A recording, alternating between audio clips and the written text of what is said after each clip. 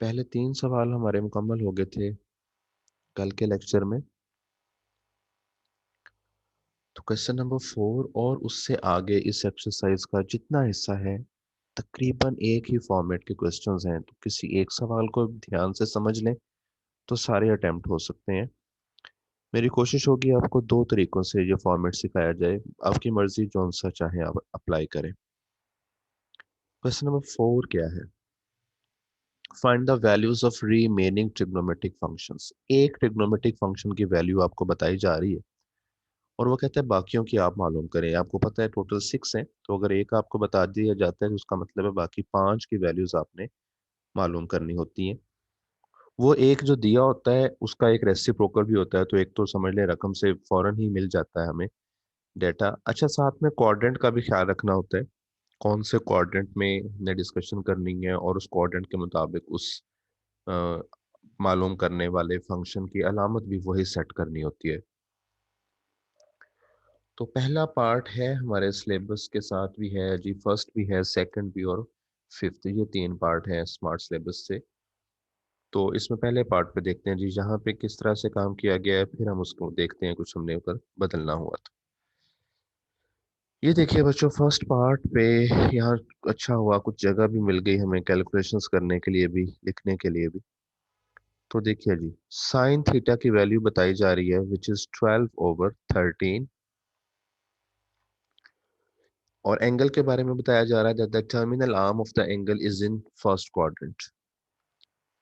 तो देखिए जब फर्स्ट क्वाड्रेंट है बच्चों तो तमाम ट्रिग्नोमेट्रिक फंक्शंस पॉजिटिव होते हैं फर्स्ट क्वाड्रेंट में, तो हमें इस पार्ट पे कहीं पे अलामत का कोई इशू नहीं आएगा।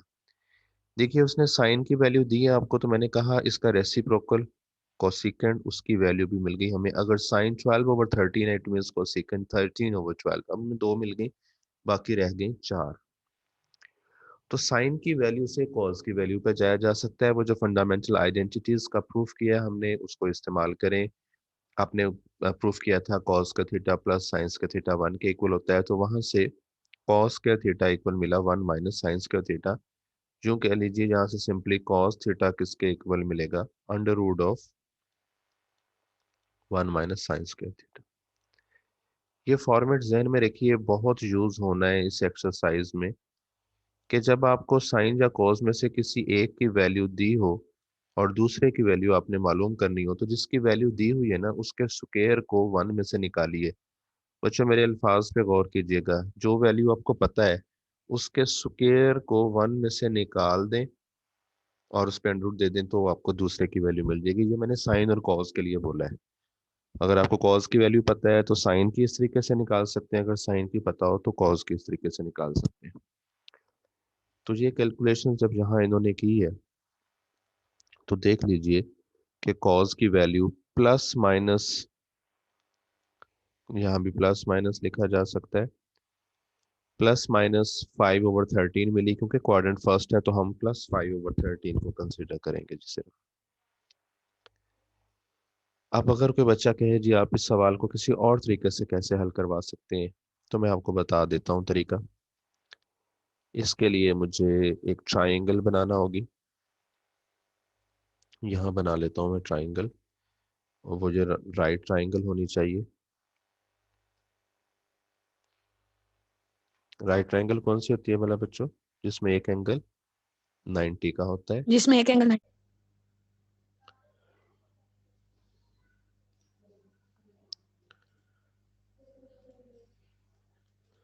जी बच्चों क्या हुआ था, आवाज कट गई थी।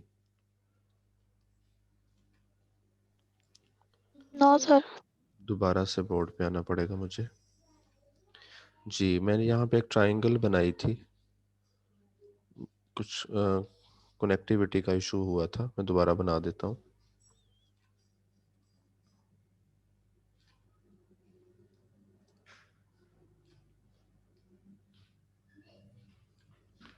ये हमने राइट ट्राइंगल बना ली है। अब इसमें एंगल बनाता हूँ। अगर ये वो एंगल है जिसे हम कंसिडर कर रहे हैं कैलकुलेशन में, जो हमें साइन थीटा दिया गया ना रकम में, देखिए अगर आपको साइन थीटा की वैल्यू 12/13 बताई गई है, तो बच्चों आप मुझे बताइए कि ट्रिग्नोमेट्रिक रेशोज आपने क्या याद की हुई हैं? साइन किसके इक्वल होता है in terms of sides? Perpendicular perpendicular over hypotenuse. Over hype होता है जी, ठीक है, शाबाश। तो अगर ये 12/13 है, इट मींस परपेंडिकुलर 12 है और हाइप 13 है, ठीक है। और हम यहाँ से बेस पे वर्क कर सकते हैं, इसको बेस ही लिख लीजिए चाहे, या एक्स लिख लें, क्योंकि पैथागोरस थ्योरम इस्तेमाल करते हुए हम इस टारगेट पे पहुंच सकते हैं। तो बताइए, क्या आपने सीखा हुआ है कि हाइप स्क्वायर इक्वल होता है base square plus perpendicular square? Perpendicular square plus जी बेस स्क्वायर। जी, तो यहाँ से बेटा जी हाइप का स्क्वायर 169 मिल रहा है, माइनस परपेंडिकुलर का स्क्वायर 144 मिल रहा है, तो ये बेस स्क्वायर आ गया साथ में। तो 169 में से 144 निकालें तो 25 आता है, और उस पे जब स्क्वायर रूट हम अप्लाई करेंगे तो बेस की वैल्यू हमें 5 मिल जाएगी, ठीक है। ये अब मैं यहाँ लिख सकता हूँ कि मुझे इस साइड का पता चल गया कि ये 5 है। अब हमारे पास ट्राइंगल की तीनों साइड्स पूरी हो गई हैं, तो हमें बिल्कुल भी देर नहीं लगेगी बाकी सारे फंक्शंस लिखते वक्त। हम यहाँ से फौरन अगर प्लान करते हैं कॉज को, तो हमें पता है कॉज बेस ओवर हाइप होता है, तो वो 5/13 होगा। सीकेंड इसका रेसिप्रोकल हो जाएगा। अगर हम टेन पे सोचेंगे तो टेन की वैल्यू, टेन क्या होता है परपेंडिकुलर ओवर बेस, तो वो 12/5 आ जाएगा, और इसी तरह से उसका रेसिप्रोकल कॉट भी फाइनल हो जाएगा। अगर कहीं क्वाड्रेंट की वजह से माइनस आना हो तो वो साथ हम खुद से क्वाड्रेंट का रेफरेंस देके साइन जो है वो एक्स्ट्रा लगा सकते हैं। तो ये भी तरीका है, और फंडामेंटल लॉज से भी हल हो जाता है। दोनों आइडिया समझ में आ गए हैं बच्चों? इस क्वेश्चन में सर वैल्यू में तो सिर्फ साइन थीटा बताया गया, तो हमने कोस और tan क्यों निकाला है? हाँ जी, आपने रकम नहीं पढ़ी को ध्यान से बेटा। रकम में हमें कहा गया था कि find the values of the remaining trigonometric functions, एक बता के जी वो कह रहा है कि बाकी सबकी वैल्यूज निकालिए। तो साइन से आपको पता चल गया कोसेकेंड का, क्योंकि उसका रेसिप्रोकल होता है। मैंने कॉज लिखा, अब हम फॉरन सेकेंड भी बता सकते हैं। सेकेंड कितना होगा 13/। 13/5। हाँ, टेन लिखा तो वहां से कॉट पे पहुंचा गया। 5/12। जी, तो ये हमने within short time, fundamental laws भी ठीक है, लेकिन थोड़ा सा बाजू का टाइम ज़्यादा लग जाता है, और कुछ क्वेश्चंस में वहाँ आसानी मिल जाती है। अब आपके पास दोनों आइडियाज़ हैं, आप ट्राइंगल कंस्ट्रक्ट कर ले वहाँ पे पेज पे, तो कोई मसला नहीं है। पैथागोरस थ्योरम से दो साइड्स तो लाजमी आपको मिलेंगी ना, तो तीसरी मालूम कर सकते हैं हम पैथागोरस थ्योरम से। कैसा लग रहा है जी? प्रोसेस समझ में आ गया? इसको अब मैं रेज कर दूं जो लिखा था मैंने इस यहाँ पे। ट्राइंगल को जी नेम दे, सर। जी ट्राइंगल सर। को नेम दे लीजिए, और ज्यादा इसको ऑफिशियल कर लीजिएगा प्रोसेस को। तो ये है जी आपके सामने सारा फॉर्मेट। अब यहाँ इन्होंने क्या किया, कॉज पे गए, कॉज से सेकंड पे गए, फिर टेन साइन ओवर कॉज लेके फिर कॉट तक आए, और वही सारा काम मकसद पूरा हो चुका है। एक पार्ट यहाँ पे मैं समझा दूं जिसमें क्वाड्रेंट्स का इशू जो है वो फर्स्ट क्वाड्रेंट से हट के, मतलब मैं कोई पार्ट करवाना चाहता हूँ। जैसे देखिए यहाँ पे सेकंड पार्ट इस वक्त आपकी नज़रों के सामने होगा इसी क्वेश्चन का, और यहाँ पे इंफॉर्मेशन है terminal arm of the angle is in fourth quadrant. Angle fourth quadrant में है। फोर्थ क्वाड्रेंट का मतलब है, अब वहां पे कॉस तो पॉजिटिव ही होता है, लेकिन कॉस के साथ सेकंड सिर्फ पॉजिटिव होता है, और कोई वहां पे पॉजिटिव नहीं होगा, बाकी चारों नेगेटिव क्यों होंगे?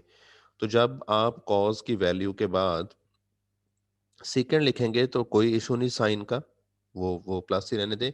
लेकिन जैसे आप साइन मालूम कर रहे हो, ये देखें फंडामेंटल लॉ से साइन मालूम किया, और फिर उसमें से माइनस वाले को आगे कंसीडर किया उन्होंने। रीजन क्या दिए कि range of theta lies in fourth quadrant, इस वजह से हम माइनस वाली वैल्यू लेंगे। और इस तरह से फिर साइन अगर नेगेटिव आ गया, डेफिनेटली कोसेकेंड भी नेगेटिव होगा, टेन भी नेगेटिव होगा, कॉट भी नेगेटिव होगा। बोलो बच्चों। जी जी सर। सर। ठीक है, इसके बाकी पार्ट्स आप करें। अब मैं थोड़ा थोड़ा आपको प्रोसीजर बता दूं। क्वेश्चन नंबर 5, 6 और 8 का फर्क कोई नहीं है, यही सारा तरीका है, फिर भी हम उसे थोड़ा सा डिस्कस करते हैं जी।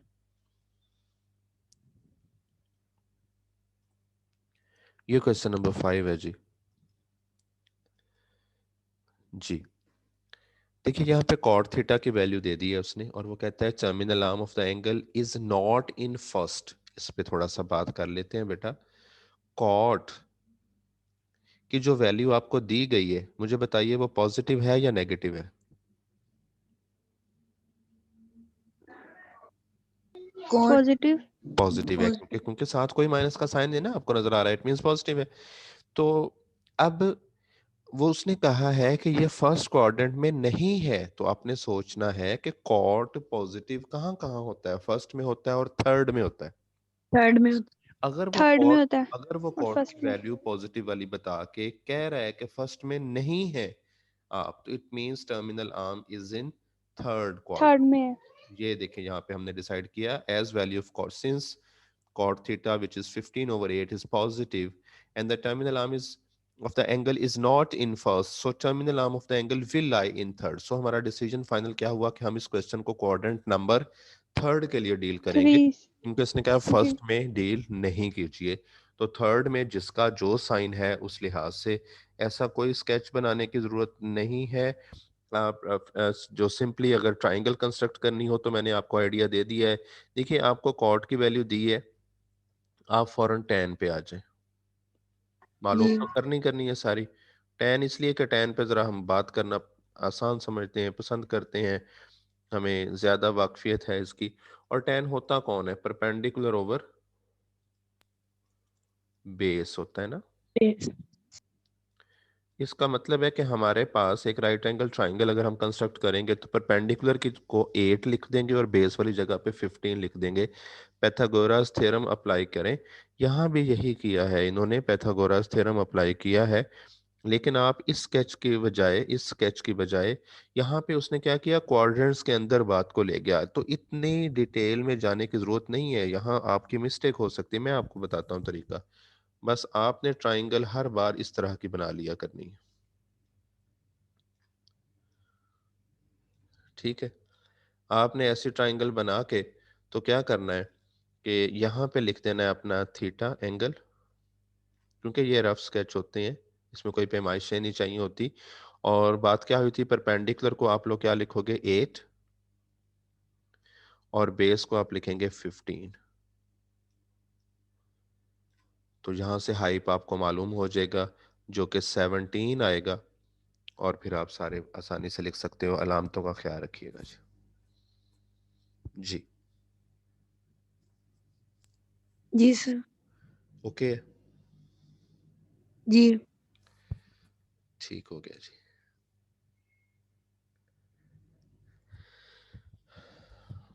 बाकी पार्ट्स हो जाएंगे।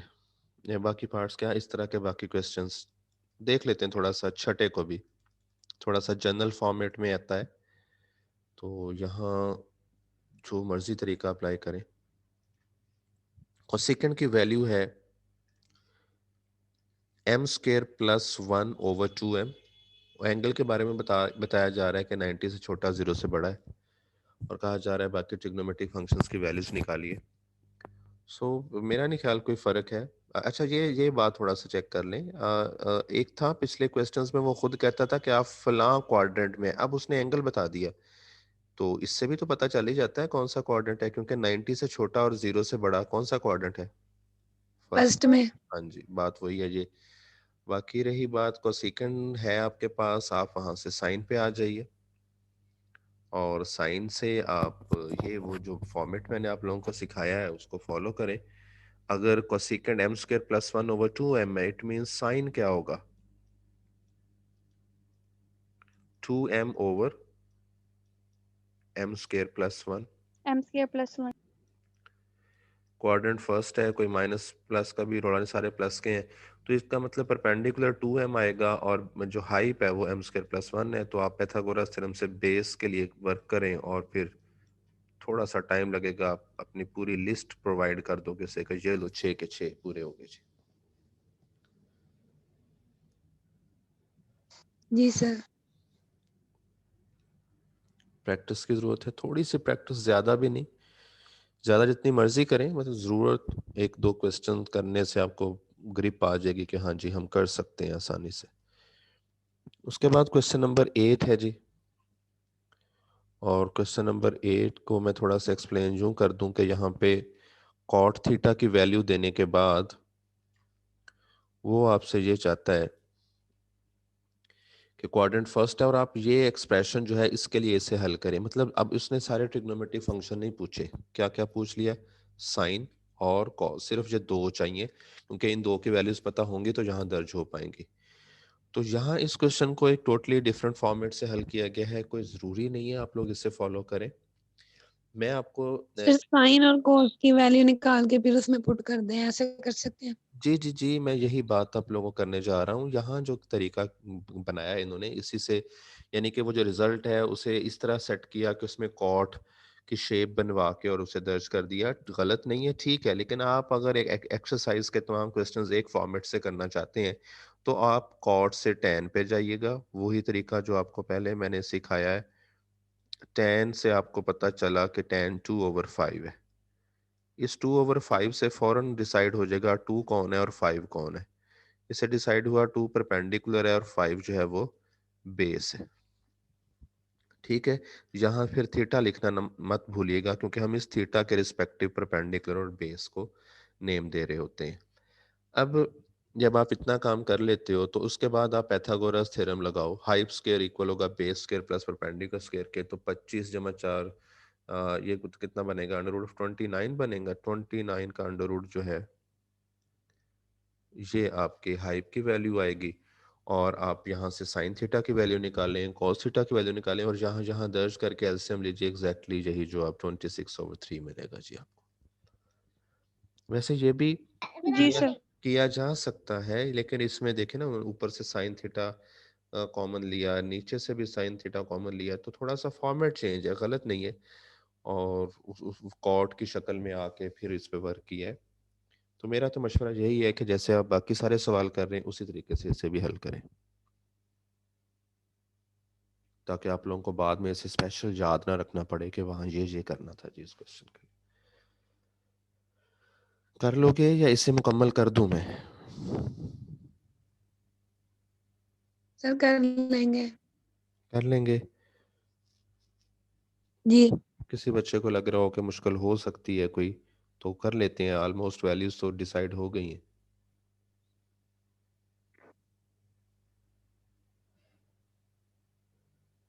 जी बेटा, एक्सरसाइज कंप्लीट हो चुकी है। जी सर करवा दे। ठीक है, मैं करवा देता हूँ। यहाँ बेटा थोड़ा सा मैंने डायरेक्ट लिखा है कि हाइप स्क्वायर, ये 29 अंडर रूट कैसे आया इसको भी बता दूं। तो हाइप स्क्वायर को इक्वल लिखेंगे जब आप base square plus perpendicular square, आप प्रॉपर फार्मूला पहले लिख लीजिएगा, मैं अभी भी थोड़ा थोड़ा शॉर्ट कर रहा हूँ काम। तो यहाँ आता है 29, इस साइड से हाइप के ऊपर से स्क्वायर खत्म करेंगे जब आप, तो स्क्वायर रूट इधर आ जाएगा।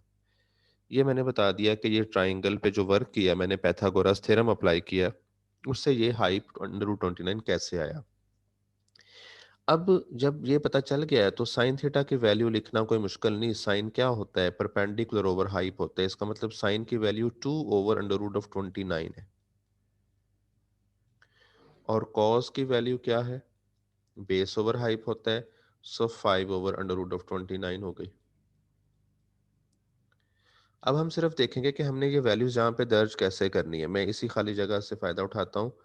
3 के साथ ब्रैकेट में लिखी जाएगी साइन की वैल्यू विच इज 2/√29 प्लस 4 के साथ कॉस की वैल्यू विच इज 5/√29। डिनोमिनेटर पे कॉस माइनस साइन, कॉस की वैल्यू 5/√29 माइनस साइन की वैल्यू लिखनी है विच इज 2/√29, 2/√29। ऊपर और नीचे का एलसीएम अलहदा अलहदा लिया जाए। ऊपर वाले हिस्से का एलसीएम क्या आ जाएगा, √29 ठीक है, एलसीएम के बगैर भी हो सकता था क्योंकि डिनोमिनेटर सेम थे। खैर वो 6 प्लस 20। 20, तो ये 26 ऊपर आ गया। और नीचे जब हम एलसीएम लेके सिंप्लीफाई करेंगे तो 5 - 2 से 3 बचेगा। ले जी, इतनी बात थी बच्चों। अब इस √29 को √29 से काट दें तो 26/3 इज रिक्वायर्ड आंसर। ये पूरा क्वेश्चन सॉल्व हो गया आपके सामने। थोड़ा सा कुछ जी। नेम्स के साथ डिटेल में लिख सकते हैं आप इसको। ओके। जी सर। जी सर। ठीक है,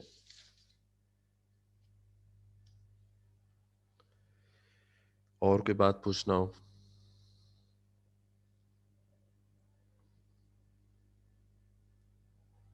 सब ओके? इसे तैयार करें एक्सरसाइज को अच्छी तरह से।